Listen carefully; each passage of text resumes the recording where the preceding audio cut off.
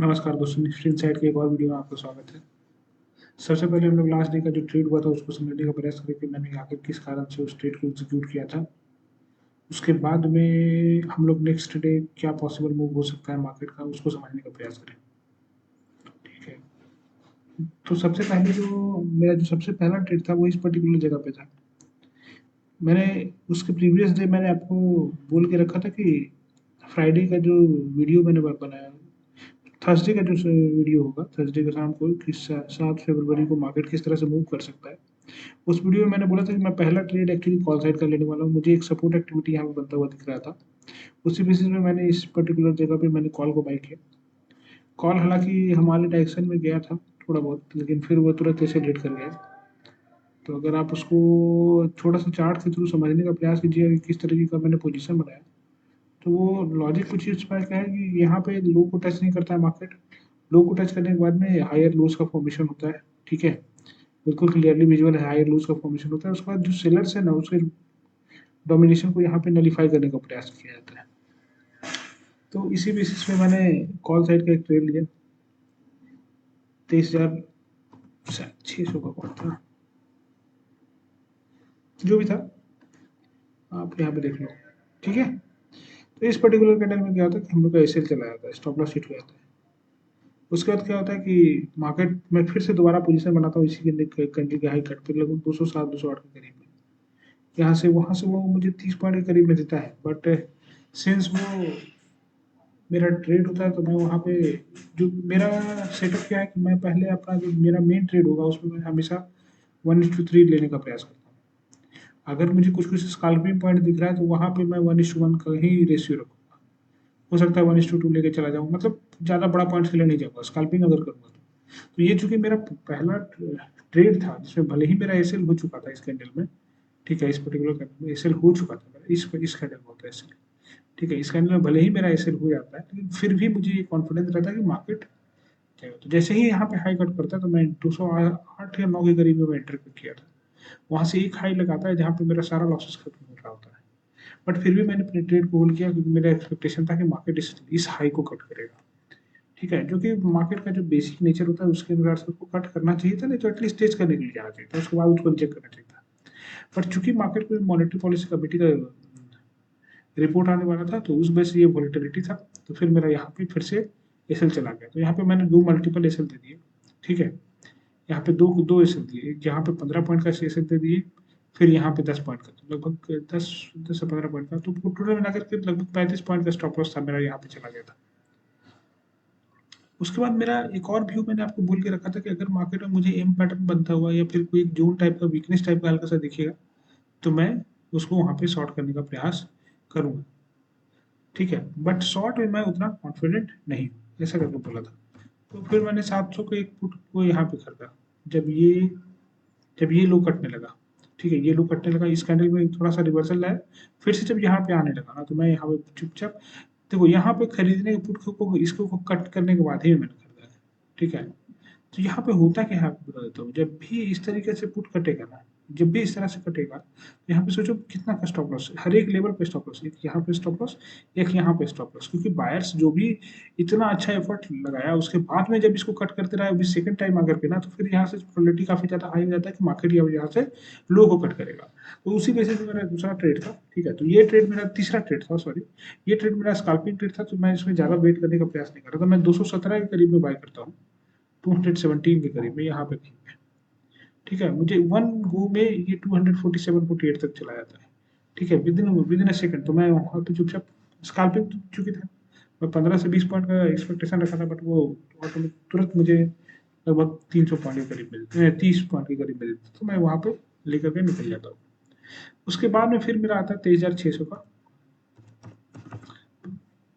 देखो यहाँ पे एक लॉजिक तो बताता हूँ, चीज को यहाँ पे समझने का है कि भले ही मार्केट में इस तरह से एग्रेसिव सेलिंग दिखा, बट मार्केट का जो स्विंग का स्ट्रक्चर है ना वो अभी भी डाउन साइड का नहीं हुआ था।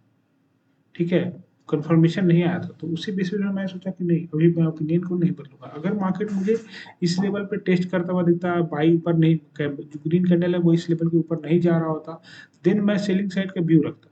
लेकिन चूंकि मार्केट यहाँ से ऊपर की ओर निकल जाता है तो मैं इसी पर्टिकुलर जगह पे मैं कॉन्फिडेंट हो जाता हूँ कि मार्केट अब जो है वो ऊपर जा सकता है, निकल सकता है। पर फिर भी मैं एक छोटा सा होल्ड का वेट कर रहा था, जहाँ पे स्टॉप लॉस मेरा बहुत छोटा हुआ था, उसी का इंतजार कर रहा था। तो इस पर्टिकुलर जगह पे यहाँ पे इसके करीब करीब में 197-98 के करीब यहाँ पे मैं कहीं पे बाई करता हूँ, क्योंकि मेरा स्टॉप लॉस बहुत छोटा सा हो जाता है, इतना बस 7 से 8 पॉइंट का। ठीक है, उसके अगेंस्ट में मुझे देखिए कितना बड़ा पॉइंट है, मैं बहुत लेट तक लगभग लगता है 248 टू 247 पे मैं निकला हूँ इसको। ठीक है, पर लगभग 50 पॉइंट लेकर के। तो यहाँ पे इस तरह से होता है। फिर यहाँ पे मैंने आप लोगों को बताया था लॉजिक कि एम पैटर्न बन रहा है, यहाँ पे ट्रेड ले भी हम नहीं लेने वाले, क्योंकि मेरा व्यू था कि मार्केट यहाँ से साइड में हो जाएगा, बट वो साइड में हुआ नहीं, फिर से फॉल कर गया। तो देखो यही है मार्केट।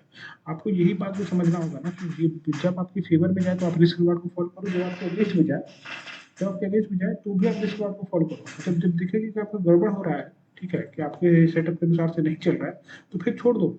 जैसे अगर मार्केट मेरा सोचिए 4 ट्रेड हुआ टोटल, 4 ट्रेड में से 2 ट्रेड में मेरा लाइसेंस गया, 2 ट्रेड में प्रॉफिट हुआ। ठीक है, जो दोनों ट्रेड था उसमें पॉइंट देखिए, एक ट्रेड में मैंने 30 पॉइंट पकड़ा, दूसरे ट्रेड में मैंने 50 पॉइंट पकड़ा। ठीक है, जबकि लॉस देते समय कितना पॉइंट पकड़ रहे थे, 15 15 पॉइंट का लॉस दे रहे थे, 20 पॉइंट का लॉस दे रहे थे। तो आपको इसी बात को समझना होगा कि जब तक कि आपका रिस्क रिवार्ड नहीं फेवरेबल होगा ना, तब तक कोई उपाय नहीं है, कोई उपाय नहीं है। यहाँ पे तो देखिएगा तो 1:3 नहीं, 1:4, 1:5 के करीब का मेरा हो जाता है। ठीक है, बट यहाँ पे जब मैं एंटर कर रहा था तो मैं ये कॉन्फिडेंट नहीं था कि स्टॉप लॉस मैं यहाँ पे रखूँ।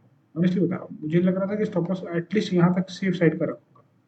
ठीक है, क्योंकि मुझे लग रहा था कि यहाँ साइड पे करके फिर खींचेगा ऊपर, बट वो वन गो में चला गया तो फिर ठीक ठीक था, कुछ नहीं कर सकते। ठीक है, तो यहाँ पे हम हमारे का प्रॉफिट होता है। अब नेक्स्ट डे के दिन का देखते हैं कि मंडे के दिन हम लोग ट्रेड को कैसे एग्जीक्यूट कर सकते हैं। देखो सबसे पहला चीज़ क्या है, कहीं भी कोई ट्रेड को एग्जीक्यूट करना हो, सबसे पहले आप उसको लॉन्गर टाइम फ्रेम में देखो कि मार्केट कर क्या रहा है। ठीक है, वन डे चार्ट हमेशा हमेशा एक फॉर्मेट बता रहा हूँ, एक बस इसी पे ही काम कर रहा हूँ। तो लंबे टाइम फ्रेम पे क्या है, अगर मान लो कि मार्केट का साइड जोन है, ठीक है, ये पर्टिकुलर जोन है मार्केट का, तो ये जोन पे आकर के मार्केट ब्रेकआउट किया इस जगह पे, ब्रेकआउट करने के बाद एक अच्छा सा हरा कैंडल बनाया और फिर से यहाँ सपोर्ट लेकर के ऊपर जाता हुआ दिख रहा है। ठीक है, तो मेरा सबसे पहला ट्रेड क्या क्या होगा, आप खुद सोचो यहाँ पे आपका क्या सेलिंग का सबसे बेस्ट ट्रेड होगा या फिर बाइंग का सबसे बेस्ट ट्रेड होगा। ऑब्वियस सी बात है, जवाब आएगा कि सबसे अच्छा ट्रेड होगा या तो मार्केट के कल साइड भी हो जाए, मंडे के दिन साइड भी हो जाए, कंप्लीट इसी रेंज कैंडल के रेंज में अगर ओपन होता है तो साइड भी हो जाए, और नहीं तो फिर यहाँ से सपोर्ट लेकर के एक रिट्रेसमेंट आपको शोकास्ट कर सकता है, तो एक ट्रेड आपको कॉल साइड का मिल सकता है, अगर आपको ढंग से समझ में आए कहीं पे। तो मेरा व्यू बिल्कुल क्लियर रहेगा कि मैं अगर मुझे अगर इस पर्टिकुलर जोन में कहीं पे मिलता है, कहीं से मुझे कुछ समझ में आता है, मैं इसी जोन में ऊपर साइड का ट्रेड। बात रहा कि पुट साइड का ट्रेड कब लीजिएगा, मतलब नीचे जाने का ट्रेड कब लीजिएगा, तो उसको समझने के लिए आपको ये बात को समझना होगा कि मार्केट अभी किस जगह पे है। अगर मार्केट मुझे इस जगह पे ओपन होकर के मिलता है, ठीक है, तब तो ठीक है, मैं पुट साइड का लेने का प्रयास भी करूंगा, क्योंकि यहाँ पे सेलिंग आ चुका है। लेकिन लेकिन मार्केट मुझे या तो इसी जोन में मिलेगा, नहीं तो फिर इससे थोड़ा सा ऊपर मिलेगा। तो यहाँ पे कहीं पे मैं कोई डिसीजन पे जंप नहीं करूंगा। पुट साइड का ट्रेड मैं कभी पर हायर लेवल पे लूंगा जब वहाँ पे एम पैटर्न मुझे बनता हुआ दिखेगा। नीचे साइड का ट्रेड मैं हमेशा डब्ल्यू पैटर्न पे ही बनता हुआ दिखेगा। ठीक है, तो उसको बस समझने का प्रयास करना कि एम और डब्ल्यू एग्जैक्टली बनता कैसे है। अगर बोलोगे तो मैं कोई पर्टिकुलर वीडियो बना करके उसको एग्जैक्टली एक्सप्लेन कर दूंगा किस तरीके से एम और डब्ल्यू पैटर्न का फॉर्मेशन होता है। आपको बस समझने का प्रयास करना है कि किस तरह से मार्केट में काम होता है। ठीक है, तो मेरा व्यू मैं फिर से रिपीट कर देता हूँ, मैं हायर लेवल पे मिलेगा मार्केट मुझे, तो मैं प्रयास करूंगा इसको सेल करने का। ठीक है, इसलिए जब जोन में कहीं पे मिलता है तो मैं सेल साइड में एंटर कर सकता हूँ। लेकिन अगर मुझे इस जोन में कहीं पे मिलता है तो मैं चुपचाप बाई साइड के लिए जाऊंगा। इस जोन में मिलेगा तो मुझे मेरा व्यू रहेगा कि मार्केट एक साइड में लेकर के एक मोमेंटम को कैरी कर सकता है।